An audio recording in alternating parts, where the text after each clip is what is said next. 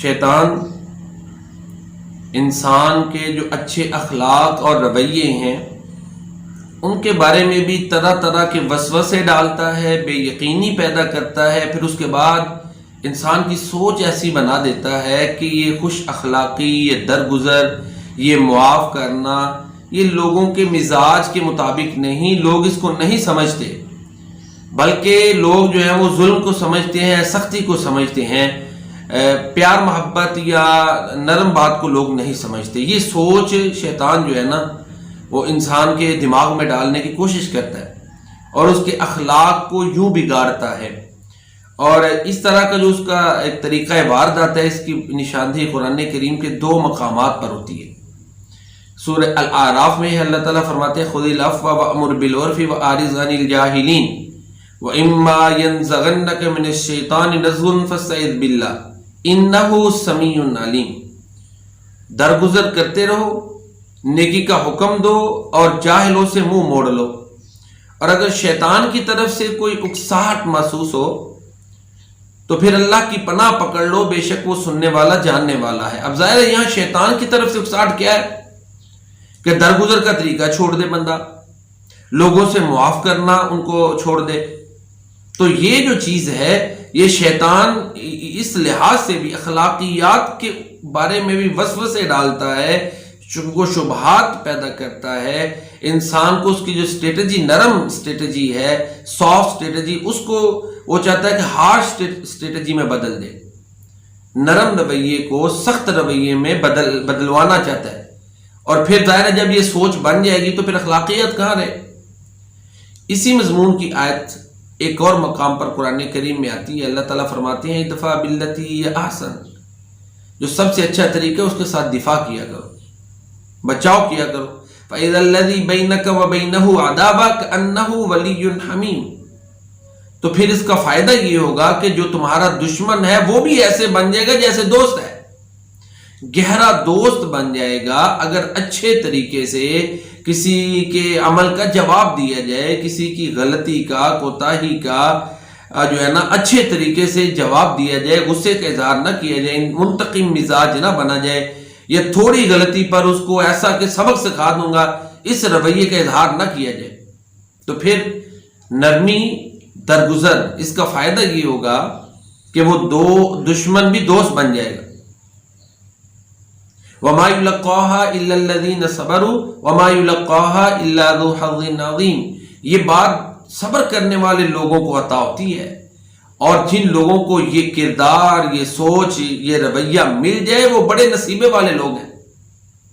اب یہ تعلیمات سکھانے کے بعد پھر اللہ تعالیٰ فرماتے ہیں وَإِمَّا يَنزَغَنَّكَ مِنَ الشَّيْطَانِ نَزْغٌ فَاسْتَعِذْ بِاللَّهِ إِنَّهُ هُوَ السَّمِيعُ الْعَلِيمُ، اگر شیطان کی طرف سے تمہیں کوئی اکساہٹ معلوم ہو نا کہ یہ جو رویہ ہے اچھے طریقے سے دفاع کرنے والا، اس کو چھوڑ دو، اس کا فائدہ کوئی نہیں ہے، لوگ جو ہے نا وہ جس طرح پھول کی پتی سے کر سکتا ہے ہیرے کا جگر، مرد ناداں پہ کلام میں نرم و نازک ہے بے اثر۔ اب یہ سوچ ہر ایک کے بارے میں بن جائے، ناداں کیا، عقل مند کیا، ہر ایک کے بارے میں یہ رویہ اپنا لے تو پھر تمہارا یہ رائے ہو سکتی ہے۔ تو اسلام نے تو یہ سکھایا کہ جاہل ہے، بلکہ جاہلوں سے درگزر کرنے کا حکم دیا گیا ہے نا، خذ العفو وامر بالعرف واعرض عن الجاہلین، جو ناداں ہے اس سے بھی منہ پھیرنا ہے، اعراض کرنا ہے۔ تو یہ اسلامی تعلیمات ہیں، کرسچینٹی کی بھی تعلیمات اس کے قریب قریب ہے، بلکہ وہ تو اس سے بھی آگے ہیں۔ عیسائیت کی جو تعلیمات ہیں اخلاقیات کے حوالے سے کہ اگر ایک گال کے اوپر کوئی تھپڑ مارتا ہے تو دوسرا آگے کر دو، یہ لفظوں میں بیان کرنا بڑا آسان ہے، عمل بڑا مشکل ہے۔ اور اللہ تعالیٰ قرآن کریم میں بھی فرماتے ہیں وَمَا يُلَقَّاهَا إِلَّا الَّذِينَ صَبَرُوا وَمَا يُلَقَّاهَا إِلَّا ذُو حَظٍّ عَظِيمٍ، یہ صبر کرنے والے لوگوں کو یہ جو مقام ملتا ہے اور وہ بڑے نصیبے والے لوگ ہوتے ہیں۔ لمبا لمبا عرصہ نمازیں پڑھنے والے، ریاضتیں کرنے والے، معذرت سے دینی محفلوں میں جانے والے، ہم جو لوگ ہیں ہمارے اندر بھی یہ چیزیں پیدا نہیں ہوتی۔ ہم دیکھتے ہیں مساجد میں چھوٹی سی غلطی ہوتی ہے تو کس طرح ریئیکٹ ہوتے ہیں، اور اسی طرح دوسرے مقامات میں بھی ایسے ہیں۔ تو یہ اعلیٰ ترین لوگ جو ہیں ان میں بھی اس چیز کا فقدان پایا جاتا ہے تو بہرحال یہ ہے کہ جو ظاہر دین سے لوگ اٹیچ ہوتے ہیں ان سے زیادہ توقعات لوگوں کی ہوتی ہیں. دین پر عمل کرنے والے لوگ جو ایسے ہی ہیں جیسے سفید کپڑا ہے، تو ان سے ان کے رشتہ دار کیا، والدین کیا، اقربا کیا، محلے دار ہمسائے کیا، سبھی جو ہے نا وہ دین سے اٹیچ لوگوں سے زیادہ توقعات رکھتے ہیں، امیدیں وابستہ ہوتی ہیں نا. تو بہرحال بعض لوگوں کے تو یہاں تک رویے ہیں کہ اگر اولاد کو میں آج کل ظاہر ہے نافرمانی کا عنصر پایا جاتا ہے، والدین پریشان ہوتے ہیں تو دینی تعلیمات دو. تو جو آخرت کا تصور رکھتا ہے نا، جس کی سوچ میں صرف مادیت نہیں ہے، تو وہ اولاد ماں باپ کا دھیان رکھتی ہے. خاص باب اس کے پاس کم ہے، وسائل اتنے زیادہ نہیں، کیونکہ یہ ایک توفیق بھی ہے نا. تو بہرحال یہ رویہ اسلام کے مزاج کا ہے کہ درگزر کیا جائے، اچھے طریقے سے دفاع کیا جائے، جاہلوں کو معاف کیا جائے. یہی تعلیمات عیسائیت کی اس سے بھی بڑھ کر ہے کہ اگر کوئی ایک گال پہ تھپڑ مارتا ہے تو دوسرا آگے کر دیا جائے. تو اب ان سے ہٹ کر رویے اپنا لینا، سوچ بنا لینا نہیں. لوگوں کو معذرت سے کچھ لوگوں کی یہ سوچ ہے نا، دیکھنے میں آتے گالیاں دیتے رہے تو ٹھیک رہتے ہیں بھائی، ان کو جو ہے نا وہ تو ان کی تذلیل کرتے رہیں تو لوگ ٹھیک رہتے ہیں، ان کا جواب پتھر سے دیں تو پھر ٹھیک ہے، اگر کوئی ایک دفعہ منہ موڑے تو 10 دفعہ موڑو پھر رویہ ٹھیک ہے. یہ اس طرح کے جو جملے ہیں نا، یہ اسلام کے مزاج اور تعلیمات کے بالکل خلاف ہے، اور یہ شیطانی وسوسے ہیں جو پھر جو یقین میں بدل جاتے ہیں. اگر وسوسہ جو آیا ہے غلط خیال اگر وہ یقین میں بدل جائے تو پھر تو تباہی ہو گئی نا، پھر تو شیطان کامیاب ہو گئے.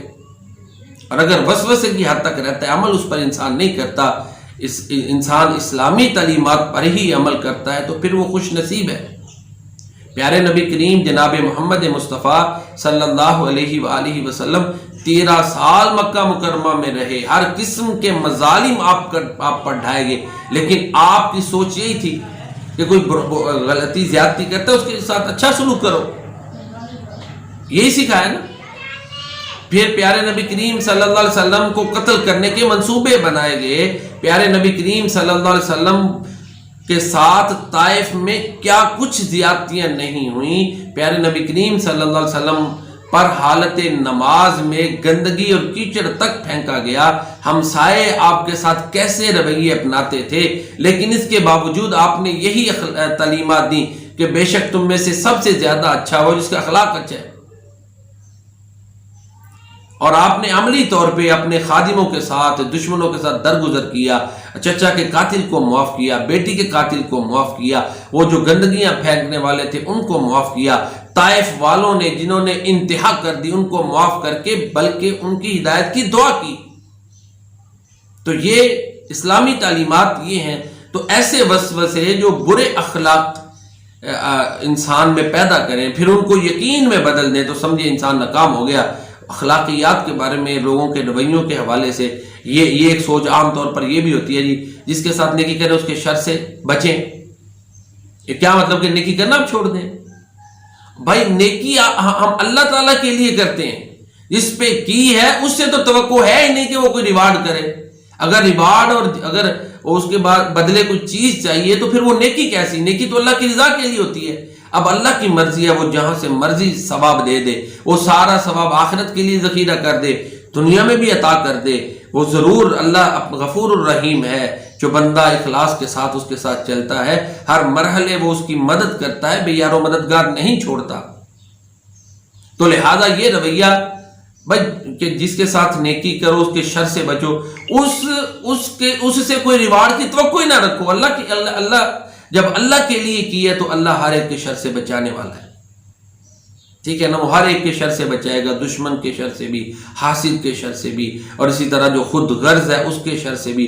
جس کے مزاج میں ہی اس طرح کی چیزیں ہیں کہ اس کے ساتھ جو مرضی بھلائی کر لو پھر بھی وہ آپ کا بھلا نہیں چاہے گا، اس کے شر سے بھی اللہ تعالیٰ بچانے والا ہے. تو ہم نے اللہ اور پیارے رسول کریم صلی اللہ علیہ وسلم کی تعلیمات کو دیکھنا ہے۔ تو اس قرآن کی تعلیمات بھی یہی ہیں، ہمارے پیارے نبی کریم صلی اللہ علیہ وسلم کی تعلیمات اور سیرت طیبہ سے بھی ہمیں یہی سبق ملتا ہے کہ اخلاقیات کے بارے میں ہارش نہیں ہونا، غلط رویے نہیں اپنانے، غلط سوچ کو پروان نہیں چڑھانا۔ جو دنیا داری کے تجربے رکھتے ہیں نا وہ ایسی چیزیں بتاتے ہیں، لیکن ہم مسلمان ہیں، ہم نے کوئی بھی رویہ کوئی بھی سوچ لینی ہے تو وہ قرآن سے لینی ہے، سنت رسول کریم صلی اللہ علیہ وسلم سے لینی ہے، فرامین رسول کریم صلی اللہ علیہ وسلم سے لینی ہے۔ اللہ تعالی ہمیں صحیح معنوں میں قرآن و سنت کو سمجھنے اور اس کے مزاج کے مطابق سوچ، اخلاق، رویے اور کردار اپنانے کی توفیق عطا فرمائے۔ وما علینا الا البلاغ۔